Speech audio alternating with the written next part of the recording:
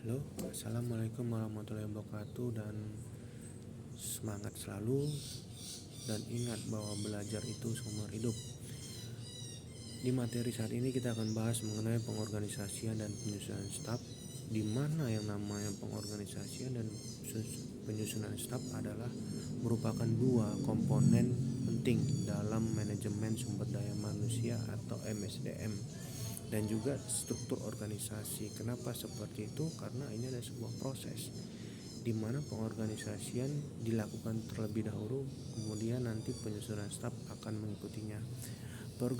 Pengorganisasian atau organizing adalah proses penyusunan struktur organisasi yang jelas, kemudian di mana tugas, kemudian wewenang dan tanggung jawab dibagikan dan diatur secara efektif dan efisien. Kenapa efektif dan efisien? Karena itulah tujuan dari organisasi. Tujuannya adalah mencapai hasil yang efektif dan efisien. Kalau kita lihat ke tujuan pengorganisasian, tentu ini cukup banyak. Ada beberapa yang akan saya jelaskan. Yang pertama yaitu membagi pekerjaan sesuai dengan spesialisasi. Kalau kita lebih fokus kepada menjual produk, memperkenalkan produk, itu akan kita masukkan ke marketing. Kalau kita lebih kepada bagaimana ini kualitas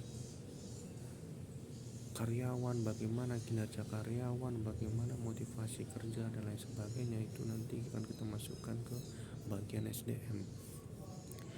Kalau tujuan berikutnya yaitu mengkoordinir aktivitas antar bagian, apakah bagian SDM, bagian marketing, bagian treasury atau kasir.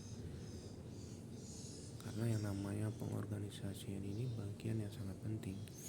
Kemudian tentu seperti yang tadi saya bilang, meningkatkan efisien kerja. Kenapa efisien kerja? Karena sudah dibagi departemen ataupun kadang dibilang divisi ataupun kadang dibilang unit. Seperti itu. Saat ini sudah terbentuk unit-unit atau divisi atau departemen, baru kita masuk ke penyusunan staf. Kenapa penyusunan staf? Ini adalah proses di mana penempatan individu yang tepat pada posisi yang sesuai dalam organisasi, mulai dari perekrutan, kemudian seleksi, termasuk pelatihan hingga nanti penilaian kinerja. Artinya ini proses yang cukup panjang dan intinya adalah menghasilkan karyawan yang selalu lebih baik. Seperti itu. Kenapa? Karena kita akan menyusun staf dengan menempatkan dia sesuai dengan posisi yang passionnya dia, seperti itu, dan juga memang sesuai kemampuannya. Tujuan penyusunan staf tentu yang pertama mendapatkan tenaga kerja atau karyawan yang tepat dan juga yang kompeten. Artinya kita butuh marketing, tentu kita butuh orang-orang yang memang bisa memasarkan barang, bisa berinteraksi dengan konsumen. Dan juga kalau kita melihat tujuan berikutnya dari suatu penyusunan staf, selain dia menciptakan tenaga kerja yang kompeten, tentu mengembangkan potensi karyawan. Itulah dibutuhkan pelatihan, evaluasi dan lain sebagainya. Kemudian tentu yang berikutnya adalah menjaga motivasi dan kinerja karyawan, nilai yang sangat penting terutama dalam pemberian insentif, pemberian tunjangan dan lain sebagainya, termasuk juga mungkin fasilitas di dalamnya. Saya kira masih banyak yang akan kita bahas.